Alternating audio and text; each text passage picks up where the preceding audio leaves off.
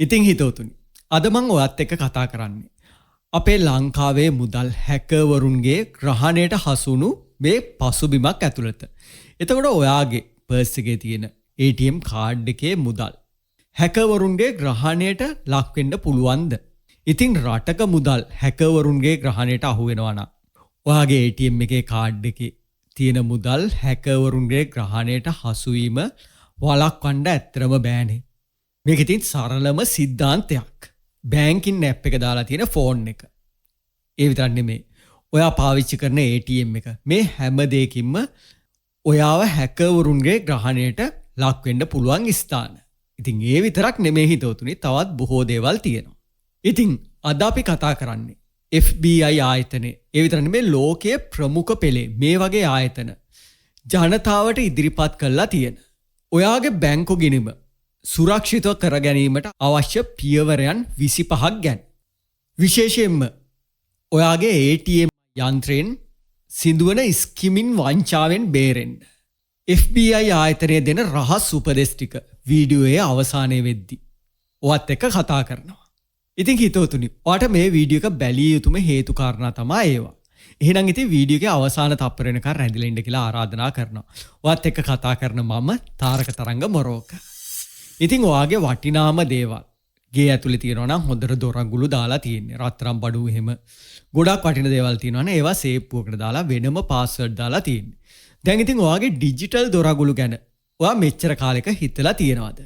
එහෙනම් ඉතින් මුලින්ම ඔයාගේ බැංකු කටයුතු වලදී ඔයා වෙනමම ඊමේල් එකක් පාවිච්චි කරන එක නුවණට හොරුයි. මොකද හැමදාම ඔයා පාවිච්චි කරන ඊමේල් එක නෙමෙයි. ඒ විතරක් නෙමෙයි. ඒ ඊමේල් එකට පාස්වර්ඩ් එක හදනකොට අකුරු 12ක් සහිත ඒ අකුරු 12 ඇතුළත සංකේත, ඒ කියන්නේ එකපාරට කාටවත් හිතා ගන්න බැරි විදිහට මේ පාස්වර්ඩ් එක හදන්න. හැෂ්, කමා, ඒ වගේ සලකුණු යොදන්න පුළුවන් වාට. දැන් ඉතින් ඔයා අහලා ඇති පාස්වර්ඩ් එක මාස 3න් 3ට වගේ මාරු කරන්න කියන කතාවක්. හැබැයි ඉතින් අපි මේ ගැන හොයලා බලනකොට, මොකද මේ වීඩියෝ එක කරන්න අපි රිසර්ච් කරනවානේ. විශේෂයෙන් කියන්න ඕනේ, ඒ රිසර්ච් කරපු ලින්ක්ස් ටික අපි ඩිස්ක්‍රිප්ෂන් එකේ දාන්නම්. ඔයාට පුළුවන් එකින් එක බලලා තව ටිකක් කරුණු එකතු කරගන්න. ඉතින් අපිට වාර්තාවක් හම්බුණා. NIST ආයතනය. NIST ආයතනය අලුතෙන්ම නිර්දේශ කරන විදිහට පාස්වර්ඩ් නිරන්තරයෙන්ම වෙනස් කරනවට වඩා එක ශක්තිමත් පාස්වර්ඩ් එකක් යූස් කරන්න කියන එක. දැන් එතනිනුත් නතර වෙන්නේ නැහැ.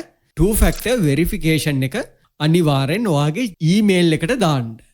ඒ විතරක් නෙමෙයි හිතතුනි, ඔයා සාමාන්‍ය එදිනෙදා යූස් කරන බ්‍රවුසර් එකේ තියෙනනේ Chrome හරි Firefox හරි ඒ වගේ බ්‍රවුසර්ස් තියෙනවානේ. ඒවා වල පාස්වර්ඩ් කිසිම විදිහකට සේව් කරලා තියාගන්න එපා. ඉතින් ඔයාට හිතමුකෝ, ඔයාට යන්න ඕනේ කියලා බැංකු ඇප් එකට ඔයා Google එකේ සර්ච් කරනවා බැංකුවේ නම. ඉතින් එතකොටම එනවා පළවෙනියටම ලින්ක් එක. ඉතින් මේක ස්පොන්සර්ඩ් ලින්ක් එක. මෙන්න මේ ලින්ක් එක ක්ලික් කරන්න යන්න එපා හිතවතුනි. ඉතින් ඒවා බොහෝ වෙලාවට හැකර්වරුන්ගේ උගුල් වෙන්න පුළුවන්. ඊගාට හිතවතුනි, අපිට කතා කළ යුතුම මාතෘකාව තමයි FBI ආයතනයේ පවා අනුතුරු අඟවන ස්කිමින් ගැන. ඉතින් හිතවතුනි, මේකෙදි වෙන්නේ අපිට හිතා ගන්න බැරි දෙයක්. ATM යන්ත්‍රයේ නැත්නම් කාඩ් එකකින් මුදල් ගෙවන මැෂින් එකක උඩින් තවත් කුඩා උපකරණයක් සවි කළා ඔයාගේ කාඩ් එකේ දත්ත ඒකට ගබඩා කරගන්නවා. ඉතින් FBI ආයතනයේ මේ සම්බන්ධව මේ වගේ දේවල් කරන්න කියලා උපදෙස් ටිකකුත් දෙනවා. ඒ ටික කතා කරගෙන යමුකෝ පහලට එකින් එක. ATM කාඩ් එක දාන්න කලින් කාඩ් එක ඇතුල් කරන අර රීඩර් එක ටිකක් හොලවලා බලන්න ඕනේ. ඒක බුරුල් නැත්නම් අමුතු විදිහට ඔයාට තේරෙනවා නම් මේක සවි කරලා තියෙන්නේ, මේක ස්කැම එකක් වෙන්න පුළුවන්. ඒ විතර නෙමෙයි, ATM එකේ කීබෝඩ් එක, ඔයා පින් අංකේ ගහන කීබෝඩ් එක වෙනදට වඩා ටිකක් උඩින් පිහිටලා තියෙනවා නා. එහෙම නැත්නම් ඔයාට අර ප්‍රෙස් කරනකොට බටන් එක වෙබෙන්නේ අමුතු විදිහට නා. ඒක උඩ තවත් රහසේම කීපෑඩ් එකක් සවි කරලා ඔයාගේ දත්ත, පාස්වර්ඩ් වගේ දේවල් හොරකම් කරනවා වෙන්න පුළුවන්. අංක 3 විදිහට FBI එක කියන්නේ හැකර්වරුන් ATM මැෂින් වලට කුඩා කැමරා භාවිතා කරලා ඔයාගේ පින් එක සොරකම් කරනවා කියලා.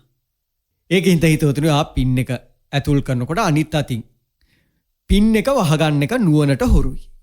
අංක 4 පාරේ නිකන් එක එක තැන්වල හුදකලාව තියෙන ATM වලට වඩා බැංකුවක් එක්කම තියෙන, ඒ කියන්නේ බැංකුවක CCTV පද්ධතිය වලින් ආවරණය වෙන ATM එකකින් ගනුදෙනු කරන්න උත්සාහ කරන එක ඇත්තටම ඔයාගේ පැත්තෙන් ඔයා සේෆ්. ඉතින් හිතවතුනි Play Store එකේ තියෙන apps තියෙනවානේ. ඒ කියන්නේ Android phone එක ගන්න. ඉතින් මේ apps download කරද්දී සමහරවිට අවසර ඉල්ලනවා ඔයාගේ SMS කියවන්න ඕනේ කියලා. ඉතින් මේවට නම් කිසිසේත්ම අවසරය දෙන්න එපා.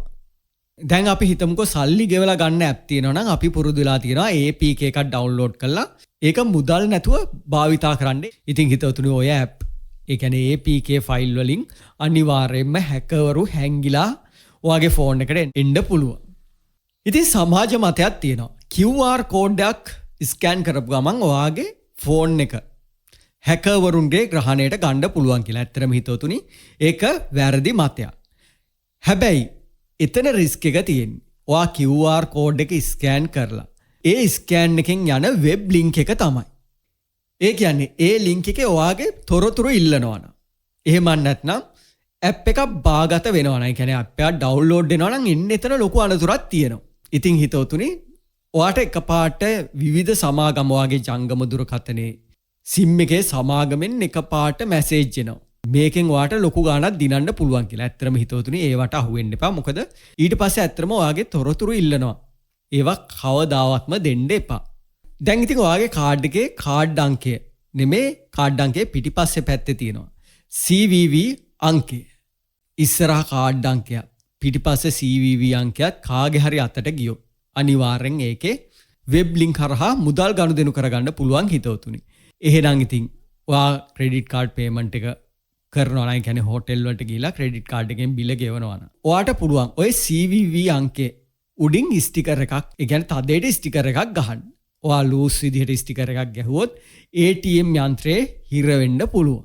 මම දැකලා තියෙන හිතවතුනි ගොඩක් අය ඔය CVV නම්බර් එක කුරටු ගාලා මකලා දානවා.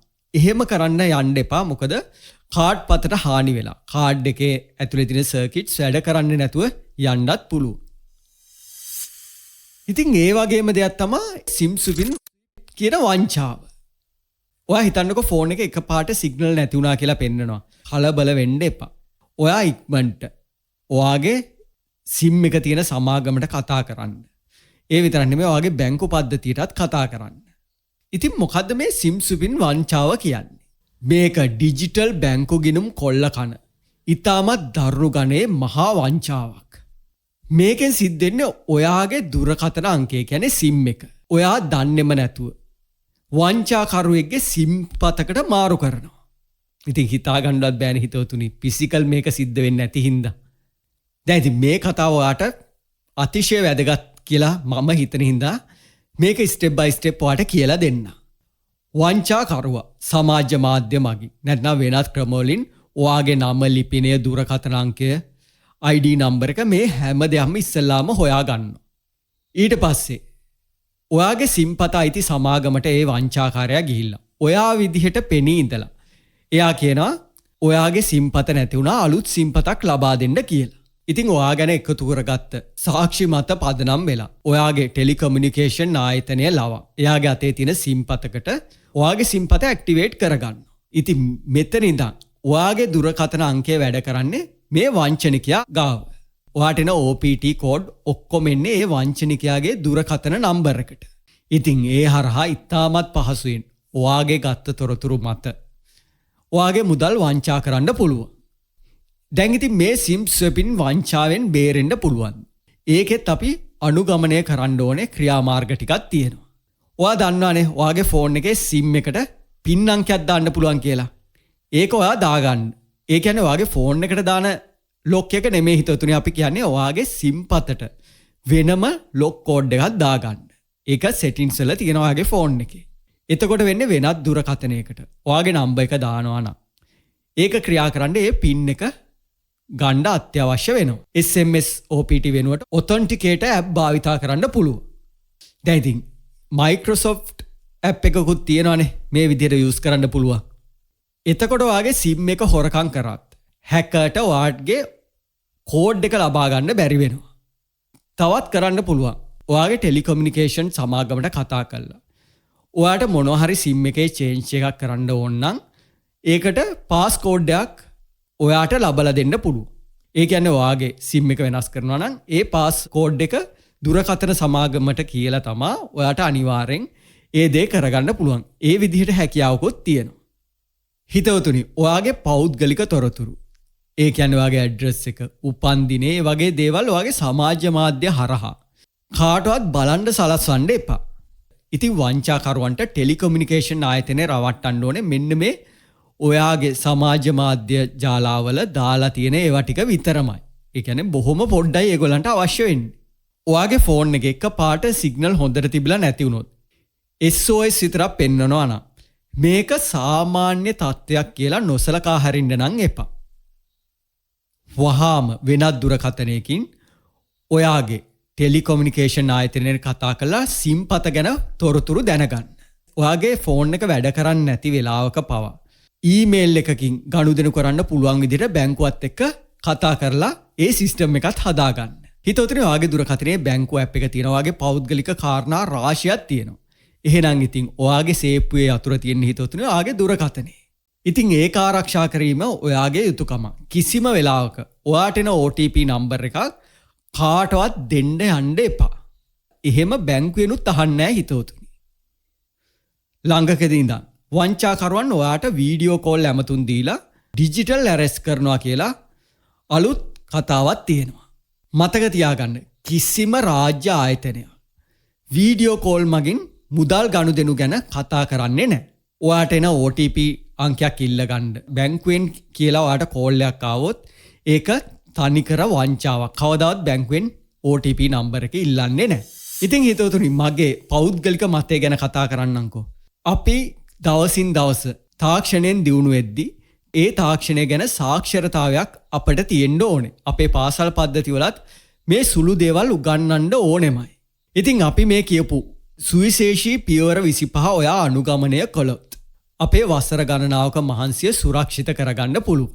ඉතින් මේ වීඩියෝ එක අපි ඉවර කරන්න කලින් මේ 3 අනිවාර්යෙන් කරන්නකෝ. අංක 1. බැංකුව ඇප් එකේ ට්‍රාන්සැක්ෂන් මේක ලිමිට් කරන්න පුළුවන් අඩු ගානකට. ඒ කියන්නේ ඔයා එදිනෙදා පාවිච්චි කරන ගානට ලිමිට් කරන්න. ඔයාගේ ක්‍රෙඩිට් කාඩ් එකේ ලක්ෂ 2ක් 3ක් තියෙනවා නම් ලක්ෂ 2-3ම දාන්න එපා. රුපියල් 10,000කට 15,000කට අඩු කරලා තියාගන්න. ඔයාට අවශ්‍ය වෙලාවට විතරක් මේක වැඩි කරගන්න පුළුවන් ඇප් එකට ගිහිල්ලා.